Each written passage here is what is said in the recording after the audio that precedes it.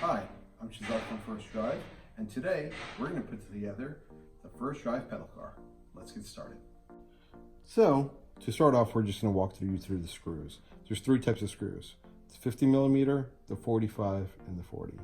Throughout this video, we're just going to call them large, medium, and small. Other than that, all the washers are the same, all the bolts are the same. You don't need to, except for this one over here that connects to the steering rod. Everything else is the same. First thing we're going to do to start our assembly is attach the steering support to the frame of the car. Now there's going to be 4 bolts that go in. And we're going to be using the 45 millimeter screw, or aka the medium size screw. Now with the medium size screw, you get the screw, get the washer, make sure the flat part faces out to away from the screw hole, and you get yourself 1 bolt. Now where does this frame go? It's going to go pretty much closer to the pedal side, and it's going to face inwards towards the rest of the vehicle. You put it down over here, and you're going to go ahead and you're going to slide each one of these screws right into place. 1, 2, 3. And if you notice, I already had the washers in here already prepped to go. And 4. After that, you're going to use your trusty Phillips head screwdriver and your needle head pliers to go ahead and screw the rest of it in. To screw in the rest of these nuts.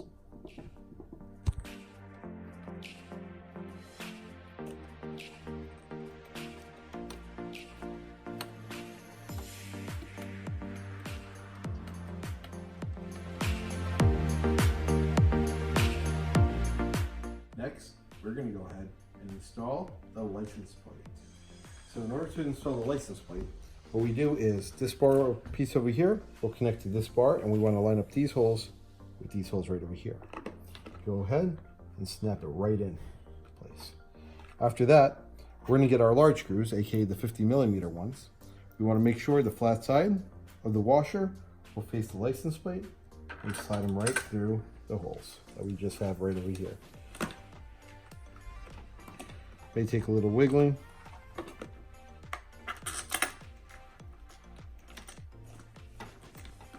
And then we're going to put our bolts on the bottom after we get these things through, and we're going to screw it all in.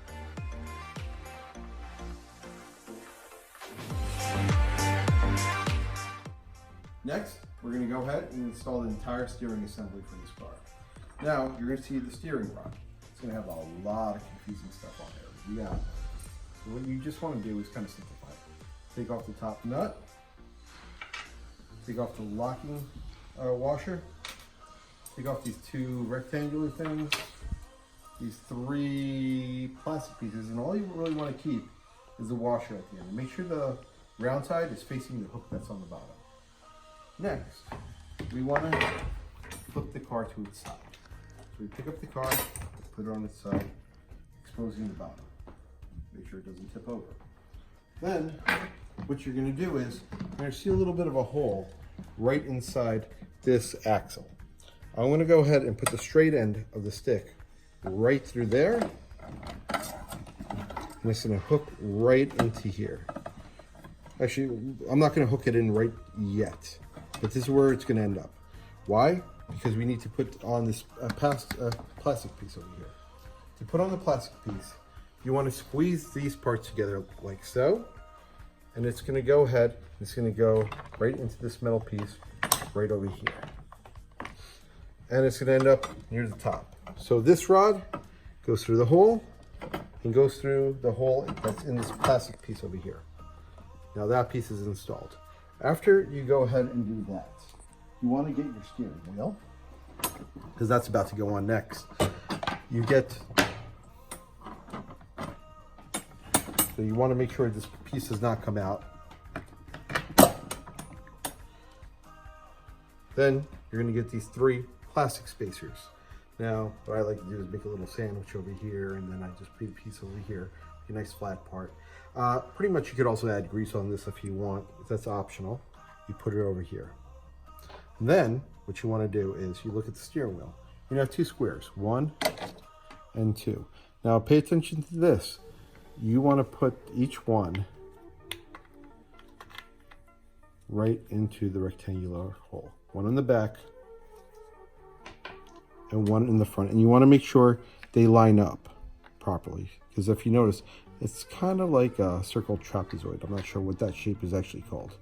But you go ahead, you put that like that. You can go ahead and slide it right onto your steering rod then. Make sure you push your steering rod out and you put your steering wheel on. Now, pay attention on how the steering wheel looks. Pretty much the two handlebars are going to be facing the downside on it. Once you have that in, you have your locking washer and your locking nut. You want to, and you're going to have a very limited amount of room. If you need to, you can always take off one of the washers, the rubber washers. I'm going to hold the piece in place. I'm just going to tighten it lightly by hand before I get any tools to do so. Okay. Next, you're going to use your 14mm wrench, and you're just going to go ahead and just tighten up the nut.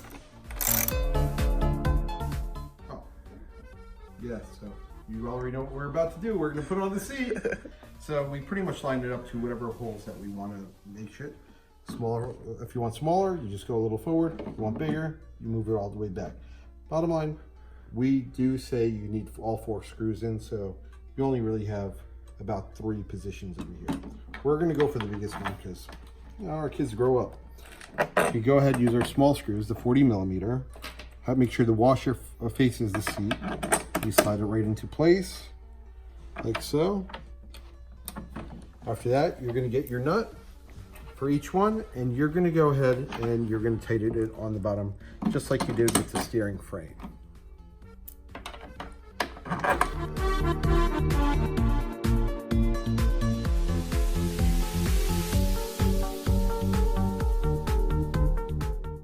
Okay, now that your car is fully assembled, the next thing you want to do is to check your tire pressure. You want to make sure your tire pressure does not exceed 30 psi.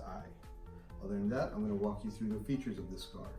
While you're pedaling the car, such as this, pedaling, you have a neutral motion that your kid can put the car in, which disables this. Why do they want to do that? So when you're riding down the hill, your pedals aren't going all over the place. And you can go as fast as you want.